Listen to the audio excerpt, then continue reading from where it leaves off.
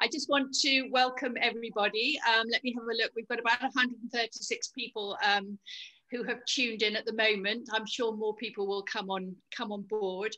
But my job is to welcome you, but also to welcome Julia, who is a fantastic makeup artist. And if I tell you a little bit about how I first met Julia, and it was when she did the makeup for my daughter's wedding. So she made Anna look like a film star, and she made me look like the mother of a film star. So I was very grateful to her for the brilliant work that she did on my makeup. So that was the first time I met Julia, and that was back in 2006. And then when I started Look Fabulous Forever, as I think all of you know, it's our 7th birthday just now. We obviously knew that she was a great makeup artist and invited her to come along to various things. And she did the makeup for me for my book. And I have to say the photographs in that book are probably some of the best photographs that have ever been taken of me. I hate photographs of me, but a lot of it was down to how brilliantly Julia did the makeup. So she does come with for me anyway, an absolutely ringing endorsement for being extremely good at what she does. And in fact, she's coming along to a photo shoot just this Friday with me, and we're doing some photographs for Christmas. So I should look forward to that. So Julia, let's get going. Tell us. I say great makeup artist, but terrible at IT. You can't be good at everything, Julia. You've got now 140 people watching you who could probably hold their hands up and say, I'm good at other things, but IT isn't my strong suit. So don't worry, you're in good company, I tell you. Certainly with me you are. Anyway, let's go back to the beginning. Yeah. So tell us a little bit about your training and maybe why you wanted to be a makeup artist all those years ago. Goodness, yes. So a long time ago, when I was 8, this is funny, I was given a Girls' World for Christmas. And do you remember the thing you pulled out? And it had 2 pencils and 2 eyeshadows. And I spent hours and hours playing with it. And then as I grew a little bit older, I used to tear every picture out of magazines and cover one wall with makeup from Mary Quant. So this is in the 70s. Then Adamant came along when I was 13, and he was on my other wall, and I obviously loved his makeup. So it all started growing. I now look back and realise it was from a very young age. I've always found the image of someone being transformed, whether it's a male or female, you know, a model shoot, which I didn't even know what it was.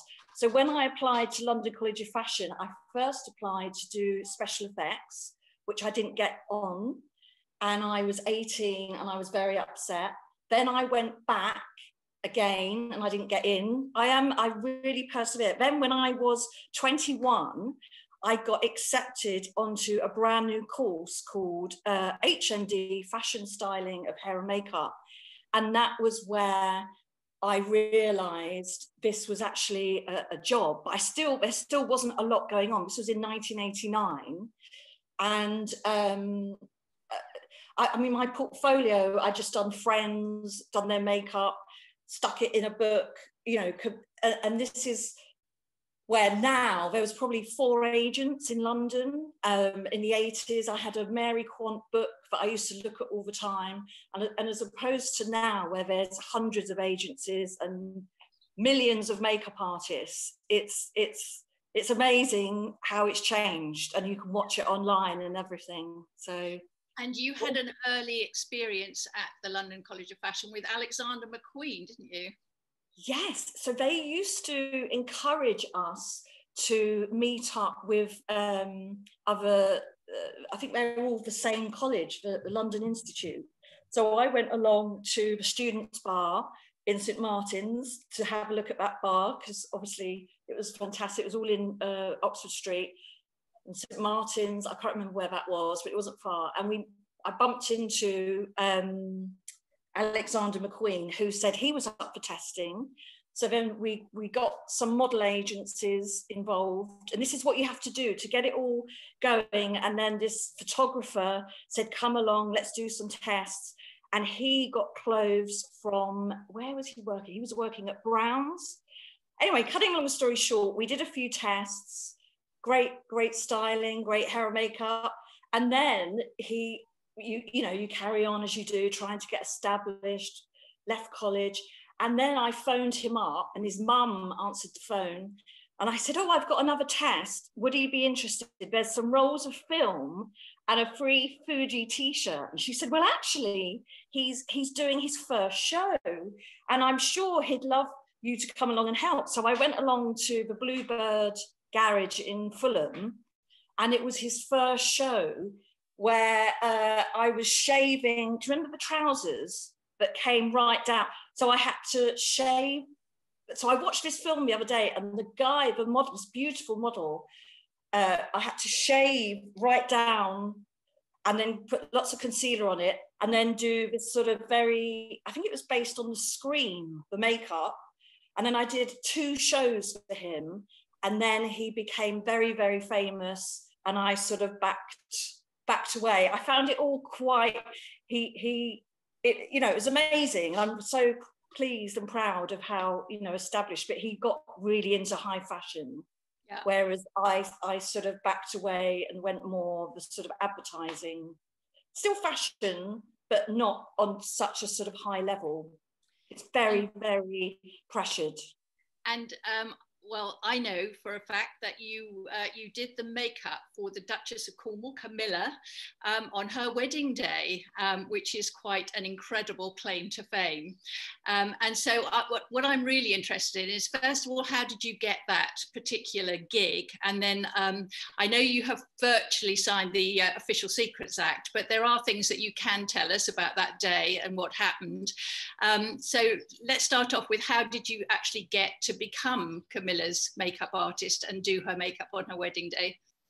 Okay, so my second agent I think in the year 2000 I went to, she had connections, which is all sort of what the business is about, and one of her hairdressers, I think, was cutting Prince Charles's hair, and Teresa, who's my agent then, Teresa Fairminer, I think just might have mentioned that if Camilla, the Duchess of Cornwall now, was coming on to fashion shoots and needed a makeup artist, but she could recommend someone who was, I don't know how she described me, but anyway, so the first time I met her was with Snowden in his studio.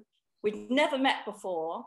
And it was, he used, the cameras that are large format like this. Yeah. So to know this is a very, very important portrait by a very famous photographer doing a very famous, it was, I don't know how, I've never had I don't know why, but it was, he stood over while I did her makeup sort of this close.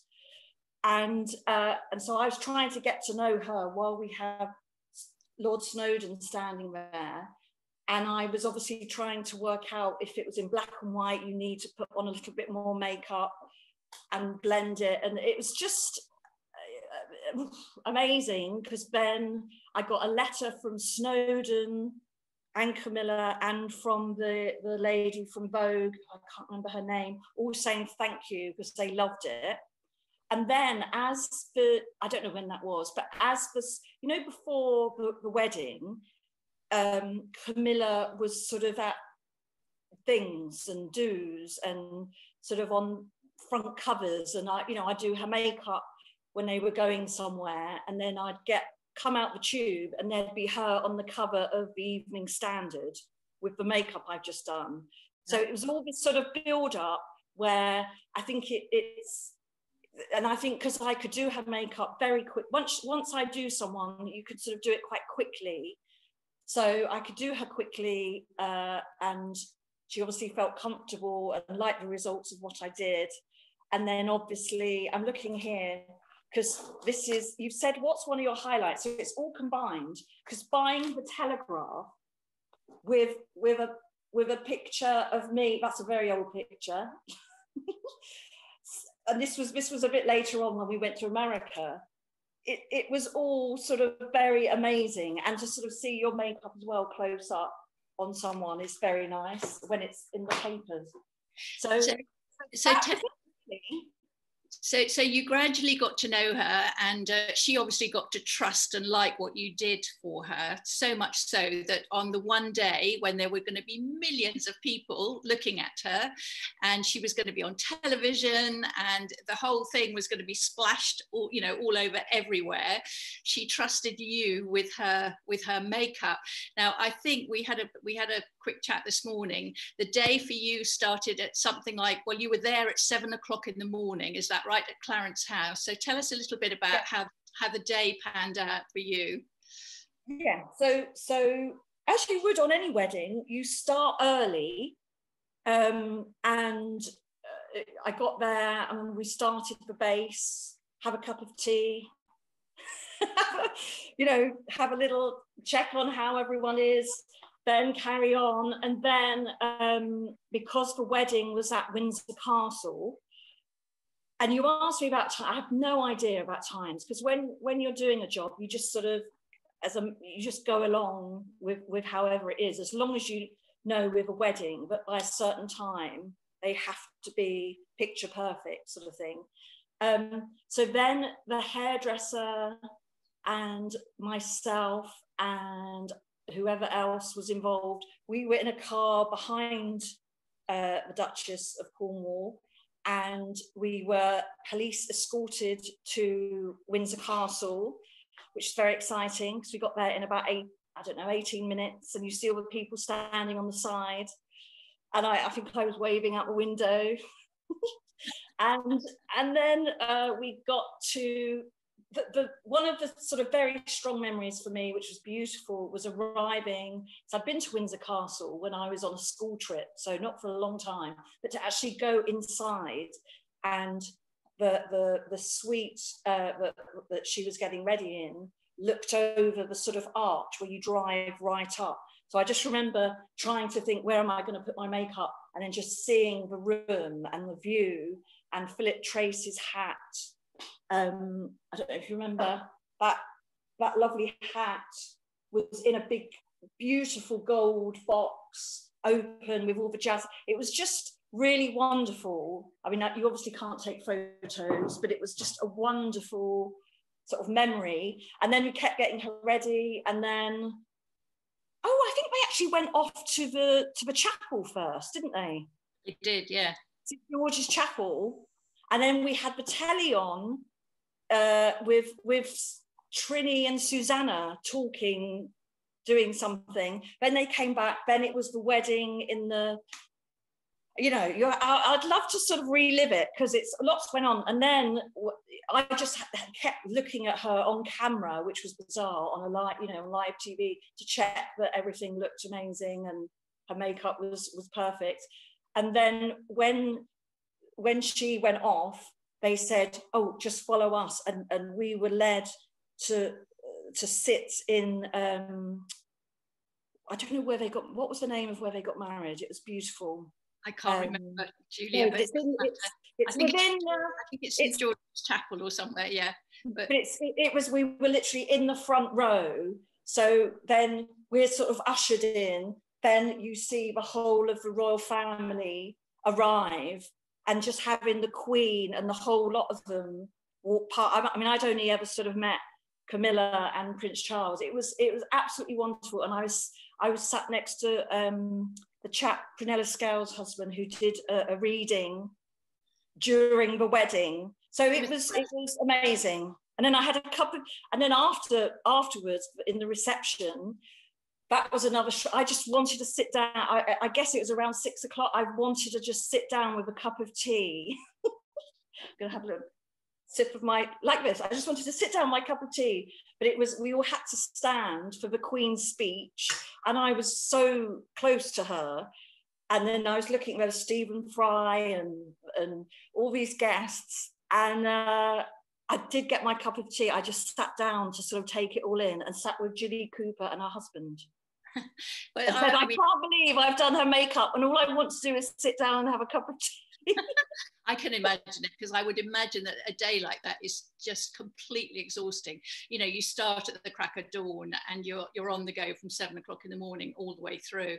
And although it's a lot of excitement, there's, you know, let's face it, Julia, you know, I would not have been in your shoes for all the tea in China, just because of the responsibility of doing such a high profile job like that. So well done. That's a brilliant story.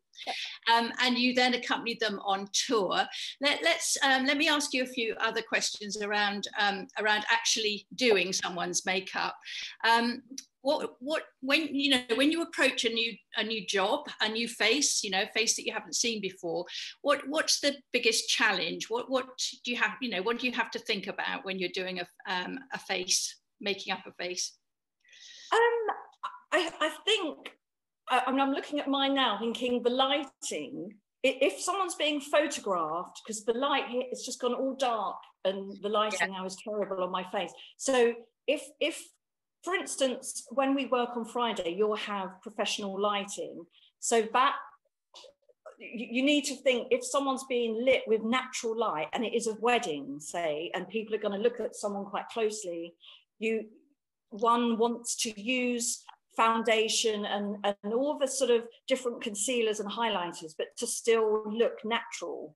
Whereas for photographic, when it's being bleached out a bit, or all the tricks that they can do, you can go with, you know, sort of highlighting a little bit more, which I would have done looking at myself now. I'd have put a bit more lighter under the eyes, and you can do a bit more shading. It's all these things that you pick up, and it does depend on what job you're doing. But for your viewers, who I'm guessing, you know, want to look nice and maybe photograph themselves, or for Christmas maybe, I would say blending. So use as much makeup as you can or like, but blending is the secret, because if it's not blended well, then I think it's better not to use any. You know, so tools, having the right tools. And I watched your talk about brushes in the summer, and it is a good set of brushes. You know, I've had mine for years, and there's ones I think, oh God, what would I do if I didn't have that brush? Because it's you know, makeup artists always have hundreds of brushes, and it's always, you know, it's the tools of your trade, really, isn't it? But also, and sorry to interrupt, and also products, because which is why I do like your products, Tricia, because and this is what I was saying to you. Now I mean, you know, in my 30s, I could get away with putting anything on my skin. I've always had good skin. And as I've got older, it's more sensitive. There's more, what do we call them? Do we call them age spots? What are they nowadays? Age spots. Wisdom spots, Julia. Wisdom spots. You only get them, the wiser you get, the more you get, okay? Yeah. So wisdom spots, laughter lines, blah, blah, blah, blah. But you want to cover and still sort of look like you've got skin as opposed to a mask. And so the right products, something like, I love your concealer because it covers, but it still blends into the skin. Whereas you can get some that are so heavy, they just look really thick and powdery. So you've got to be careful what products you use. Let me ask you, any really challenging people? I know you can't sort of really throw the dirt at anybody, so I'm not asking you to do that. But in your long career, in the many people that you've made up, you told us a little story about Jordan this morning, but I think Zsa Zsa Gabor, is that right? If I say that name, do you cringe slightly? And just Jordan, if she ever watches this, she wasn't awful. She just wanted her own look. Just saying that. And this is what a lot of, it's so different. If you do as a makeup artist, if you're booked to do, actually all people, because even the makeovers I've done in your shop or on a magazine, or most people And actually on myself, I had one done with Sophia when she was about 1. And you get used to seeing how you look, don't you? So if someone does something different, it can really make someone. So I found a lot of the actresses, I'm not going to name anyone, who are sort of very high profile, like to look a certain way. So they were quite challenging. But the one that I said to you this morning, which was my first major famous person, because I was working on The Big Breakfast. Do you remember that? Yeah. 20 quid, I think I was getting for this, or 50 quid. I had to go to her hotel room, to Zsa Zsa Gabor, who I didn't even really know who she was. And I turned up at her hotel, and she had 2 pairs of false eyelashes on to just open the door. And she asked me how many Hollywood princesses I'd done. And I was just out of college, and I was doing The Word on a Friday night. So I said, Dolph Lundgren. That was the only famous person I'd done. And she said, what is this show? Who have they sent me? Some little girl.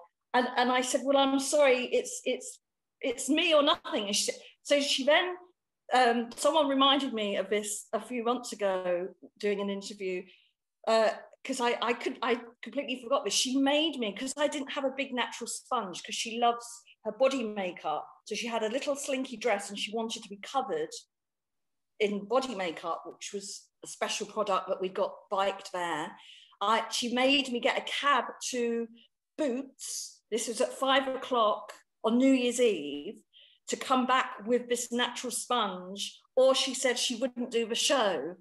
And I just remember the cab driver who was waiting for The Big Breakfast, he worked for them, I made him go and get me a packet of fags, because I'd given up smoking. But I said, I'm going to need one when I come out of this. And so she'd slapped my hand. So basically she did her makeup, and I just passed it to her. And she gave me all these Hollywood tips about lightening here and doing all the different, you know, with sort of thick concealer, shading, and it was contouring, basically. That's what the Hollywood sort of look is. So she taught me contouring. I was there before all the look. In, what year was that? In 92. Right, okay. She sounds like a complete nightmare. A total nightmare. And do you know who else I had to do that night? Because her makeup artist was off, Paula Yates. So I had 2 very strong characters to deal with till 1 o'clock in the morning, from about 6 o'clock. So you're giving me lots of tips about how to behave on Friday, Julie, when you go. I won't do that to you, I promise. I absolutely promise. And before we go into our little groups and have a bit of a discussion, are there any sort of likes and dislikes that you've got about, you know, sort of makeup trends at the moment? Anything that you think is, you know, any trend that you don't like, or you particularly like? Can you see the way that makeup's going at the moment? Oh, if I say anything, I'll just remind myself of my parents. Yeah. when I was a new romantic, because my daughter's 13, so she has got into eyebrows, and but luckily she's got her dad's eyebrows, but are quite thick, but she's just plucked them a bit. But they have a rule at her school that they can't, you know, some of them draw them in. Yeah. You know that it's like a stamp, which is actually goes back to like the Audrey Hepburn look. If you look at the 50s picture, but they were on Hollywood films, weren't they? I mean, I don't know. In the 50s, did young women do that on the streets? But I find that quite funny, seeing some young girls walking around. But I don't, do you know what? I think it's just makeup. It's more if you got that tattooed and then it's stuck there. Because I have done, that's more my thing, is the whole semi-permanent and permanent makeup. Because I've over the years worked on ladies whose lip line is wonky, and so they're stuck with it and it's tattooed. or the eyebrows have got the brown is lifted, so it's orange, and you're stuck with it. So that's more I think makeup, do anything, you know. I think as long as you feel great, that's what it's all about, and you've got the time. Yeah, you know? I really agree with you there, Julia. I think I say the odd customer came into the shop when I was doing the makeovers in Wimbledon, and some of them had permanent stuff that wasn't right. You know, either it was like a lip line that was the wrong color tone for them, so it was orange and it should have been much pinkier, and you just feel like saying you've basically disfigured yourself by having this permanent thing done. But I totally agree with you about makeup, because I think one of the best things about makeup is that you can have fun with it and be creative with it, and if you like it and you like the look, then actually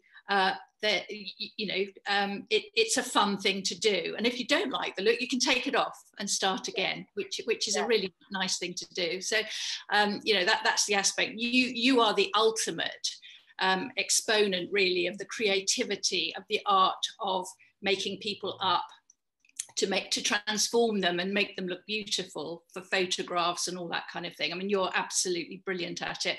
For us at home, what we're doing every day is we're looking in the mirror and we're saying, how can I make myself look better today? You know, what am I going to use to help myself look better today? And I love the fact that, I can be my own makeup artist and do that little bit of transformation that I need, because I haven't got you in my back pocket, much as I would wish that I had. Well, look what you've done today. You look fabulous. You look fabulous forever. Thank you. That's the right thing to say. Right, we're going to questions that have come in for you. Yeah, we've had a lot of questions come through, actually, so we might just go over 10 minutes, but if we can try and get through as many as possible, I think that would be great. So, Julia, the first one was from Fiona. She wants to know, if you just have 5 minutes to do your makeup, what are the things that you should be focusing on?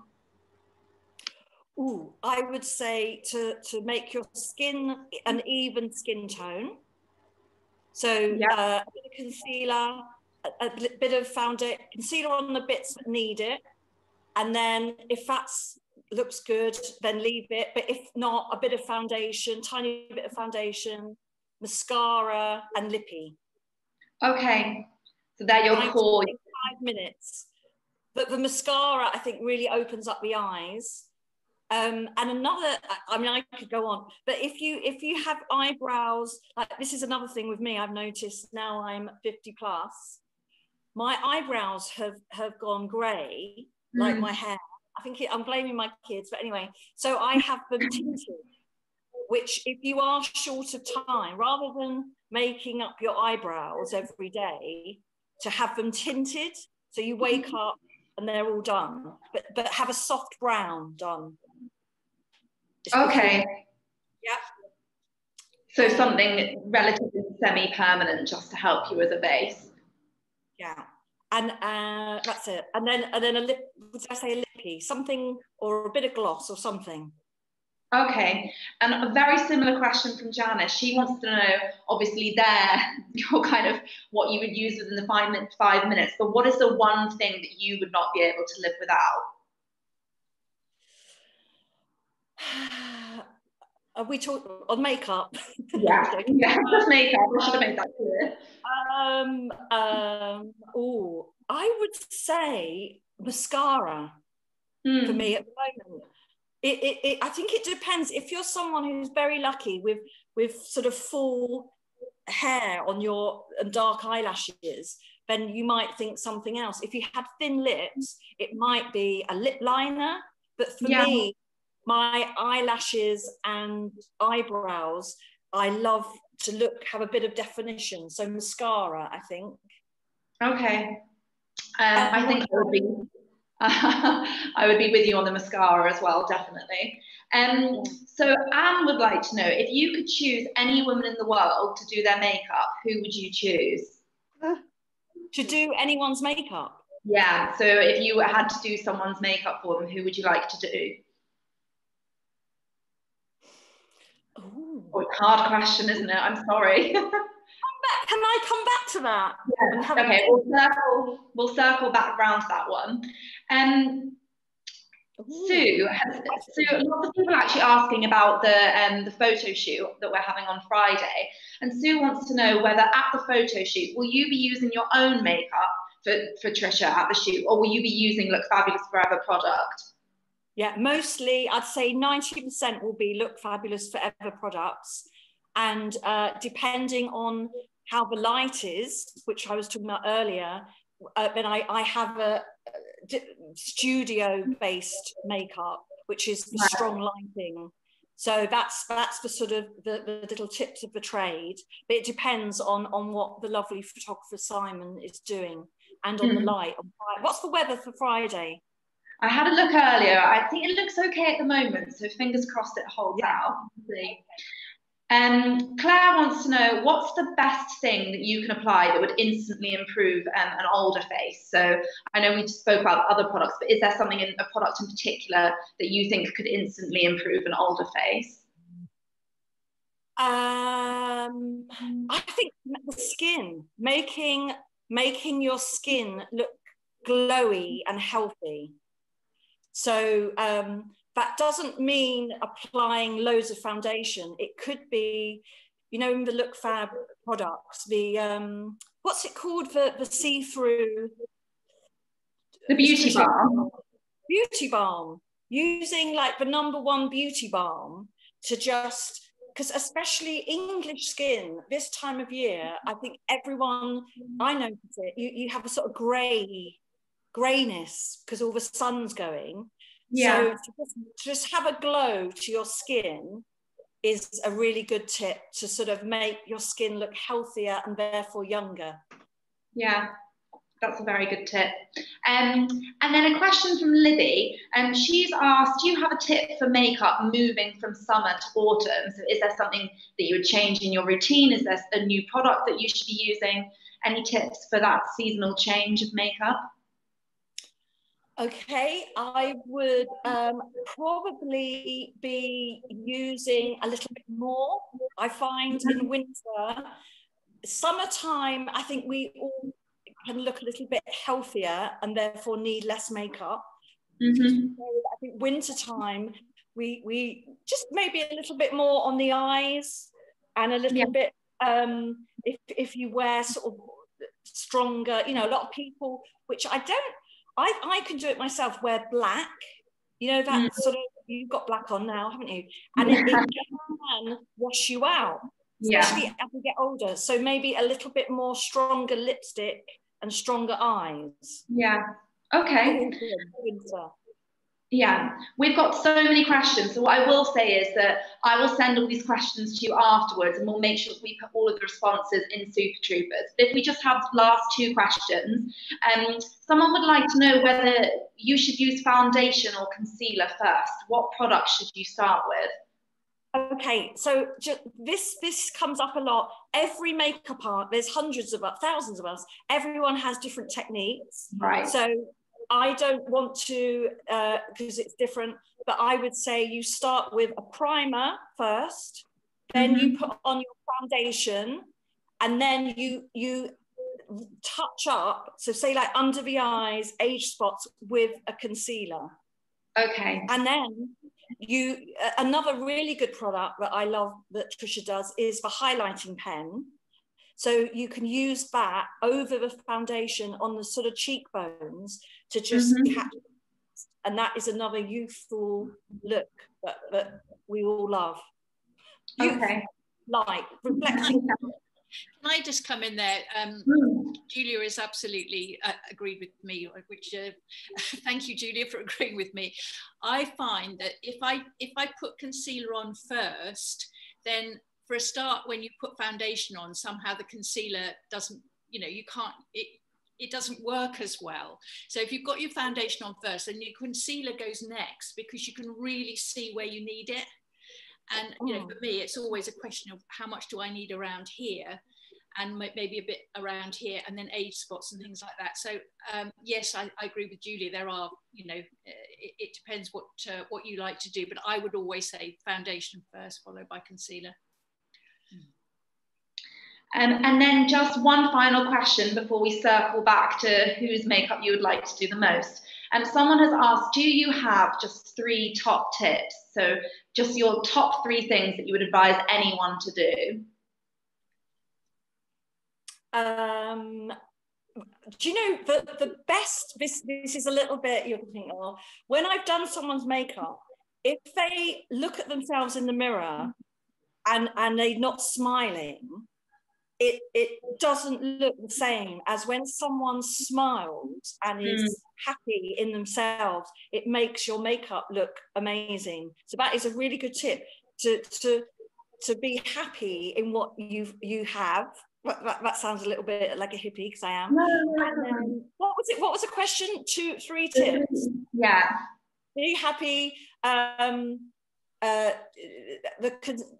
think making under your eyes sort of lighter makes your eyes stand out, which is, the windows of the soul. So concealer under the eye, mascara, making the eyes stand out, because that's what people always look at first of all. Yeah. And just what else? Just have a bit of fun. Use a colour. Have a few different colour lipsticks, and even if you don't want to do all the rest of it, have one lipstick for a Monday that's bright pink, and have one for a weekend that's bright red. I don't know. Just play a bit, because it comes off. Yeah, no, definitely. Okay, so just that final question. Have you been able to think of someone that you would love to do the makeup of? I need to think. Who do I? But I would love to do the Queen. Yeah. Because someone has told me, not because she has, just for her age, and I've seen her how many years ago, but her skin looked fantastic. Yeah. So just have that as a sort of, having done Her Royal Highness, I get my teacup out again. 1953. Just to have done her makeup would be a real honour and pleasure. But I mean, there's loads of beautiful actresses who I'd love to do, and I can't think of any of their names. Well, if you do think of them, you can send them through to me and Tricia afterwards, and we'll pop them in the Super Troopers for everyone to see. Thank you so much. Marilyn Monroe, I'd have loved to have done. Marilyn Monroe. Do you know whose makeup I'd love to do? It would be Judi Dench. Oh, yes. I'd love to do Judi Dench, because I could imagine that she would be the most brilliantly funny and delightful person. To do her makeup. I just imagine she's just lovely and amazing. Yeah. And she's got the most gorgeous face. And I can't imagine anything more exciting or interesting than doing Judi Dench's makeup. It must be lovely to be her makeup artist. So, and I tell you what, Julia, I would love to see what the Queen would look like if you did her makeup, because I suspect that she'd look absolutely amazing. Thank you. Well, let's put it out there. Next week. Let's create that for ourselves. You do the Queen, I do Judi Dench. How good is that? On a double photo shoot. Maybe not. Maybe not. But that is a very good point at which to finish this conversation. Julie, you've been lovely. Thank you so much. The 2 people that I spoke to in my group, who were Sue and Vicky, we all agreed that we'd really, really enjoyed your what you told us, everything that you'd been telling us. So we're thoroughly enjoyable. Thank you for that. It's been great fun. A nice bright thing to do on a dull, terrible rainy afternoon. So thanks so much for joining us, and for entertaining us so royally over the last hour or so. So thank you. And to everybody out there, to everybody out there watching, you're all super troopers, I think. Don't forget the beauty blogger competition. We've had 3 entries so far. We would like a few more, because the 3 entries that we've had, which were terrific, are brilliant to look at, and actually they're full of tips and things. So do have a go. It's just a bit of fun. It's just a bit of fun, everybody. And I'd like to say goodbye to all of you now, and thank you for joining us. And yeah, speak to you soon on Super Troopers, and see you all again for the next one. Bye-bye. Thanks, Tricia. Bye-bye. See you Friday.